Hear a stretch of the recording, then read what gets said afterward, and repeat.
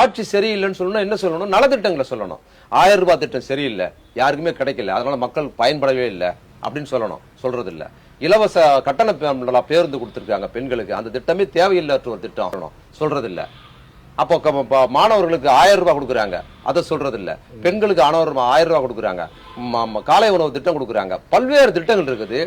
எந்த திட்டம் குறித்தும் நீங்க சொன்ன அந்த வாரத்துக்கு ஒரு நாள் எழுந்து வெளியே வர அவர் விஜய் ஆகட்டும், எடப்பாடி ஆகட்டும், யாராவது சொல்றாங்களா? சொல்றது இல்ல. மாற என்ன சொல்றாங்கன்னா, அந்த திட்டம் வெற்றி ஆயிட்டு மக்கள் மத்தியில, மற்ற மக்களுக்கு செல்வாக்கு பெற்றிருக்கு, வெளிய மக்களுக்கு பயன்படுறாங்க, அவங்க வாழ்க்கை தரம் உயர்ந்து இருக்கிறதுனால இவங்க வேற வழி இல்லாம நான் வந்தா 2000 ரூபாய் கொடுப்பேன், நான் வந்தா 2500 ரூபாய், அதுவும் எப்படி இவர் 1000 ரூபாய் கொடுத்து சக்சஸ் ஆனதுனால இவர் 2000 ரூபாய் கொடுப்பேன்ட்டார் அடுத்த முறை வந்தா. ஏன்னா அது சக்சஸ் ஆயிருக்காரு, நடைமுறை படித்திருக்கிறாரு முதலமைச்சர், அது வாழ்க்கை தரத்தை உயர்த்தி இருக்குது.